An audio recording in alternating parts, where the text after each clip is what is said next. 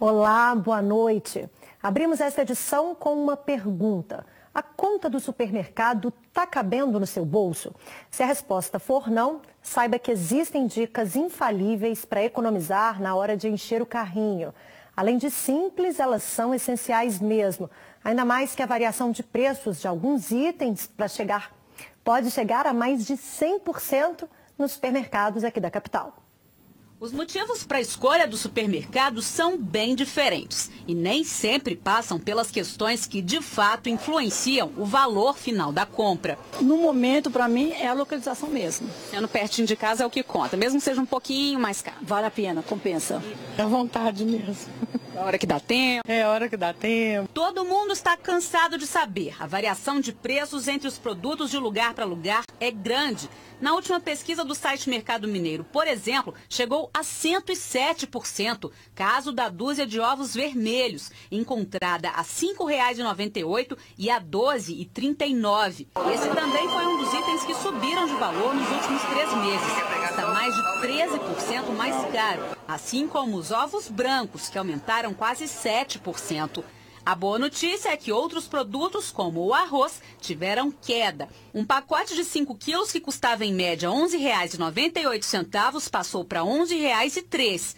Mesmo assim, é bom ficar de olho no fubá, com variação de preço de 99%, no feijão, com diferença de até 97%, dependendo do estabelecimento, além do açúcar cristal, que varia até 84%. Entre os produtos de limpeza, o desinfetante pode variar quase 80% e o detergente quase 60%. É claro que todo mundo tem mesmo que ficar atento a essas variações grandes de preço e pesquisar é sempre fundamental. Mas como fazer isso? E que outras dicas a gente tem para realmente economizar lá no final do mês? Vale muito pesquisar, seja na internet, comparar preços, as propagandas, está de olho nas propagandas. Se você leva a lista de compras ao supermercado, você tem ali um balizador de seus gastos. Agora, se você não leva a lista, a tendência é que você gaste muito mais. Cuidado com o número de ida, o número de vezes que você vai ao supermercado. E se você vai deslocar, tem que colocar aí o custo do tempo seu, a gasolina do seu carro que você vai gastar, se lá tem estacionamento. Agora, filhos, levar ou não levar? Eu gosto que levem os filhos, mas é um momento que você tem uma oportunidade de passar educação financeira para os seus filhos. Por quê? Por exemplo, mande ele fazer uma lista antes de chegar ao supermercado e ali, de acordo com o orçamento, você dá 10, 20 reais para ele comprar tudo que está na lista. Ele vai aprender que ele tem um limite, né, e ele vai ter que abrir mão de algumas coisas para comprar as outras. A Secretaria de Estado de Saúde confirmou hoje que está investigando as notificações de 11 pessoas vacinadas contra a febre amarela e que tiveram resultado de exames positivos para a doença. Esses casos estão sendo analisados por uma comissão da Secretaria com apoio do Ministério da Saúde. Os pacientes têm idade entre 7 e 47 anos, sendo que a maioria, 63,7%, são homens. Mesmo com a investigação, a recomendação primordial continua sendo a imunização para evitar o contágio da febre amarela. Lembrando que a eficácia da vacina é de 95% a 98%. E a Secretaria de Estado de Saúde divulgou hoje um novo balanço da doença. Entre os casos confirmados está o do médico que passou por um transplante de fígado na madrugada de ontem. Segundo o balanço, 96 pessoas já morreram na temporada 2017-2018. Já são 264 confirmações da enfermidade. Entre elas, a do médico e professor da UFMG, Rodrigo Bastos Fóscolo. O local possível de infecção é em Caeté, na região metropolitana. Quando o caso dele veio à tona, foi levantada a suspeita de que o médico teria contraído a doença mesmo vacinado. Porém, ainda é investigado. De acordo com a Secretaria, não foi apresentada comprovação de histórico vacinal, portanto, o paciente não é considerado imunizado. O professor segue internado neste hospital, onde se recupera de um transplante de fígado realizado nesta segunda-feira. Vale ressaltar que 589 casos ainda estão em apuração. A cobertura vacinal em Minas Gerais vem aumentando, mas ainda não atingiu a meta. Dados da Secretaria mostram que 89,82% dos moradores mineiros já receberam as doses da vacina. Para chegar porcentagem ideal, a estimativa é de que mais de 2 milhões de pessoas ainda precisam ser imunizadas. O viaduto Angola sobre a Avenida Antônio Carlos, entre os bairros Lagoinha e São Cristóvão, na região noroeste de Belo Horizonte, ficará fechado para obras emergenciais por 40 dias. Por enquanto, a interdição será feita em horários específicos. De acordo com a SUDECAP, a manutenção foi dada como necessária depois que a estrutura passou por uma vistoria. Foi constatada que havia necessidade de trocar os aparelhos que apoiam o viaduto. Porque as juntas não estavam trabalhando da maneira que a gente esperava. A logística que é um pouco complicada, porque a gente tem que fazer uma colocação de alguns andaimes no viaduto que vão interromper as pistas do MOVE. Ainda segundo a superintendente da SUDECAP, mesmo com a necessidade de reparos, o viaduto não corre o risco de cair. A manutenção ela é necessária porque houve um deslocamento, né? E que a gente tem que corrigir o prumo do viaduto, colocar ele de volta no lugar, mas não há risco de queda. Ele causa abertura das juntas, né? Que pode comprometer o viaduto em algum momento, sim. Por isso que a gente tem que atuar corretivamente e rápido. De acordo com os engenheiros, serão 40 dias de trabalhos. Tudo será custeado pelas construtoras porque a obra ainda está na garantia. A obra foi executada pelo Estado num contrato que era da Prefeitura e ele não tem custo porque as empresas que executaram a obra entendem que os aparelhos de apoio estão na garantia ainda da obra. Por causa desta intervenção, o trânsito próximo ao complexo terá algumas mudanças pontuais. De acordo com a BH Trans, a pista em cima do viaduto Angola, sentido bairro São Cristóvão, ficará interditada durante toda a obra. Já o sentido contrário fica liberado. Esta pista, que passa debaixo do viaduto e segue sentido Hospital Odilon Berens, também ficará fechada. Quem vier sentido bairro Centro terá que usar a alça de acesso que fica logo ao lado. Os trabalhos devem ser realizados de 9 da manhã às 5 da tarde. A partir do dia 14, a Avenida Antônio Carlos, debaixo do viaduto, ficará completamente interditada, de 11 da noite até às 5 da manhã. Isso tudo para acelerar os trabalhos. O tráfego será feito pelas ruas laterais da avenida, nos dois sentidos. Quem quer se deslocar sentido bairro Centro, continua usando a pista lateral, que não está embaixo do viaduto, que dá acesso à Praça São Cristóvão. E quem vai querer ir para o sentido bairro, ele vai usar a Rua Formiga, a Rua Manuel Macedo, e se ele quiser ir para a Pampulha, ele pode pegar a alça após o viaduto Angola. Agora, se quiser retornar, novamente pelo viaduto República do Congo. O deslizamento durante uma obra terminou com um trabalhador morto nessa tarde em Betim. O homem de 38 anos acabou soterrado quando realizava os serviços para a transição de uma passarela na Avenida Edmeia Matos Lazarotti. Funcionários que trabalhavam no local conseguiram retirar o homem, que estava totalmente soterrado.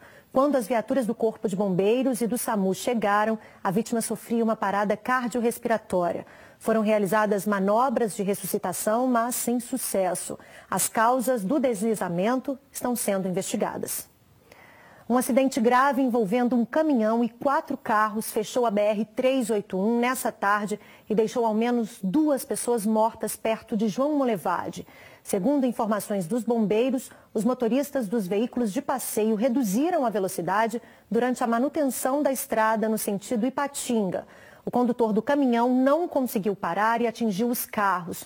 O caminhão e um Fiat Strada caíram do viaduto de uma altura de aproximadamente 15 metros. Os feridos foram levados para o Hospital Margarida, em João Molevade. A rodovia já foi liberada. Um rapaz que se diz estudante de Direito se envolveu em um roubo contra um motorista de aplicativo de transporte de passageiros em Belo Horizonte. Ele e outro homem acabaram presos com o carro levado da vítima na região nordeste da capital. O motorista do aplicativo atendeu ao chamado de 2 homens que estavam em uma lanchonete. Eles pediram a corrida para o bairro Palmares, mas quando o carro passava por esta avenida, o homem que estava no banco de trás anunciou o assalto. De acordo com o boletim de ocorrência, ele estava com uma réplica de pistola e mandou que o motorista descesse. Em seguida, ele e o comparsa fugiram, levando o veículo. Este amigo da vítima, que prefere não mostrar o rosto, contou que o colega colega não reagiu. Ele me ligou, me perguntando, né, se eu estava na rua ainda rodando. Eu falei, não, eu estou em casa. Aí ele falou, meu nome, acabei de ser roubado agora. Peguei 2 rapazes aqui em frente ao Habib's, na Cristiano Machado.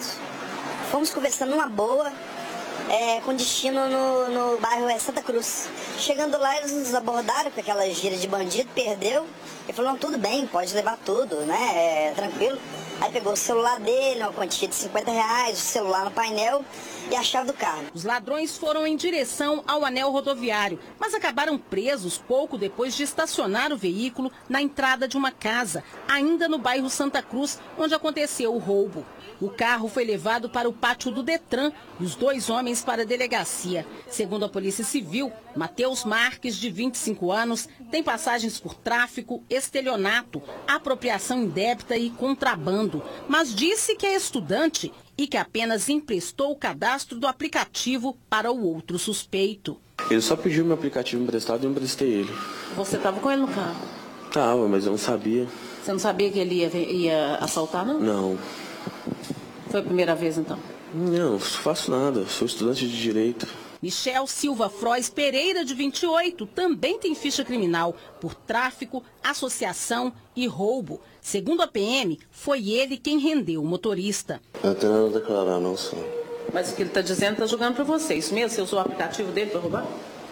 Sei o que está falando. O delegado-chefe do Detran ratificou o flagrante por roubo, mas nem ele acredita que os autores do crime vão ficar muito tempo atrás das grades. O que a Polícia Militar pôde fazer, ela fez. O que nós poderíamos fazer, nós fizemos.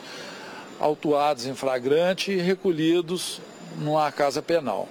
Mas até quando? Talvez menos de 24 horas estejam na rua outra vez. Foram apresentados pela polícia de Juiz de Fora os 2 homens suspeitos de matar o dono de uma pizzaria. Um dos detidos trabalhava para a vítima.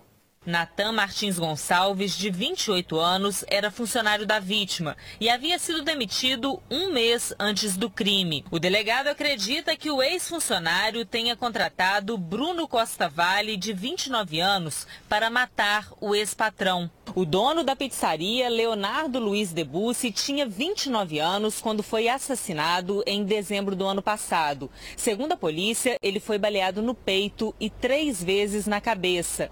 O corpo da vítima foi encontrado em frente à casa do ex-funcionário da pizzaria. Ela tinha um funcionário que ela estava desconfiando que ela estava desviando dinheiro ou furtando dinheiro.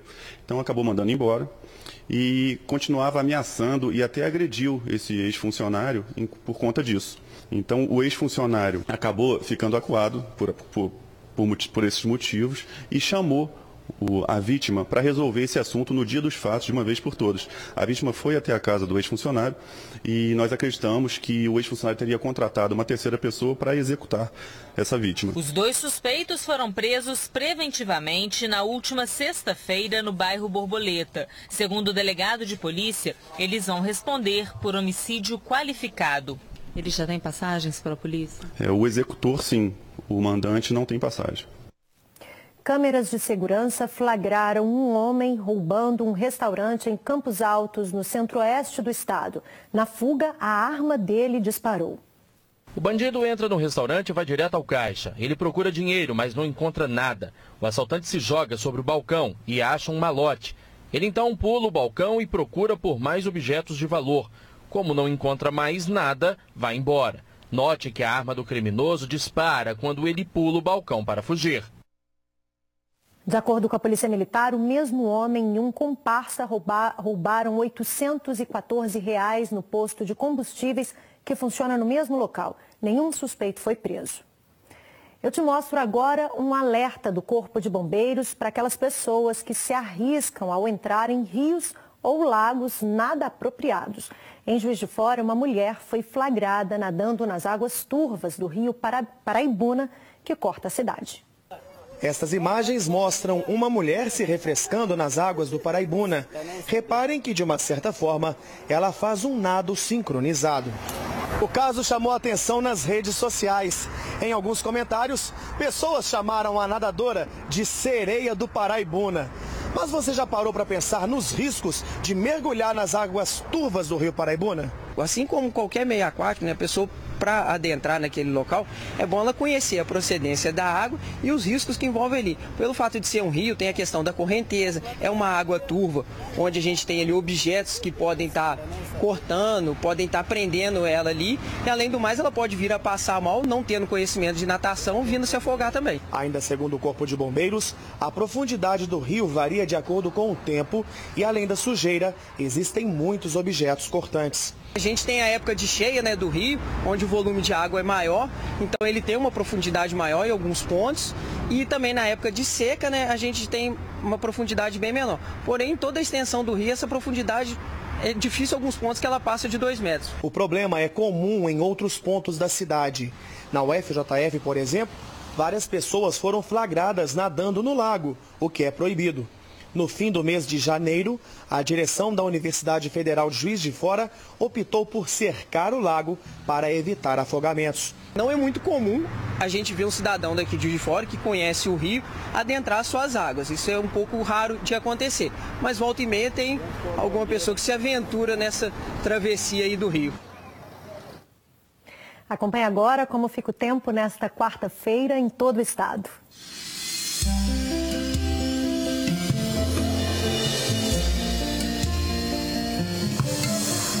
Céu nublado e com possibilidade de chuva forte, acompanhada de raios e rajadas de vento no Triângulo, no sul e na zona da mata. Nas outras regiões podem ocorrer pancadas isoladas. Em BH, mínima de 19 e máxima de 30 graus. A temperatura vai de 17 a 26 em Albertina, de 23 a 34 graus em Capitão Andrade. Fica entre 21 e 33 em Aricanduva. E em Oliveira, mínima de 19 e máxima de 28 graus. Encontrar fios caídos pelas ruas não é algo difícil de acontecer, seja cabo de energia ou do serviço telefônico. Essa situação vai além de um problema visual. Ela pode representar perigo para quem entra em contato com o material. No cruzamento da rua Itajubá com a Avenida Francisco Salles, no bairro Floresta, o fio está solto e enrolado. Um pouco mais à frente, o perigo é ainda maior. O fio solto está em contato direto com o carro, que está em frente a uma escola. Na Praça do Peixe, no bairro Bonfim, o fio solto foi enrolado a uma árvore. Preocupa, né? A gente fica com medo de passar, tomar choque, alguma coisa, né? Ainda mais nessa época de chuva. A senhora sabe distinguir o que é um fio de alta tensão, o que é um fio de internet, de telecomunicação? Não. Convidamos esse professor de engenharia para avaliar os perigos desses fios, que não são de alta tensão, mas que também oferecem riscos. Se você chegar e encontrar um fio tocando um automóvel, não toque no automóvel, chame o corpo de bombeiros, que eles vão saber te orientar o que deve ser feito. O risco é grande e, inclusive, nós temos vários casos que são fatais quando a população interage com esses fios. Não use objetos para tentar remover o fio, como galhos, pedaços de pau, porque em situações específicas um galho verde pode conduzir energia, especialmente em altos níveis de tensão. Nesse poste, o fio de TV a cabo está mal esticado.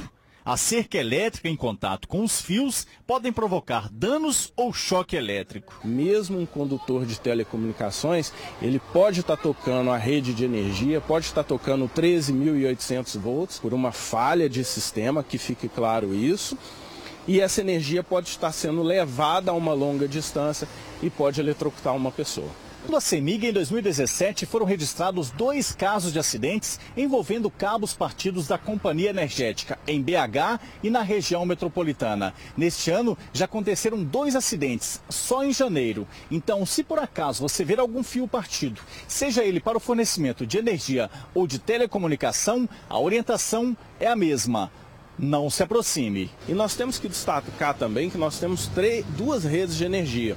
A distribuição primária, que são os condutores mais altos, que oferecem um risco altíssimo, porque eles trabalham com tensões de 13.800 volts, e a distribuição secundária, que trabalha com tensão em 220 volts, que também pode ser fatal em algumas condições. Quando perceber esse tipo de situação, você pode ligar para as operadoras de telecomunicação e, se for fio elétrico, para a CEMIG no 116. Se o problema não for solucionado, a reclamação pode ser feita nas agências reguladoras Anatel e ANEEL. Daqui a pouco está chegando o fim do prazo para o cadastro no FIES. Todos os detalhes já depois do intervalo.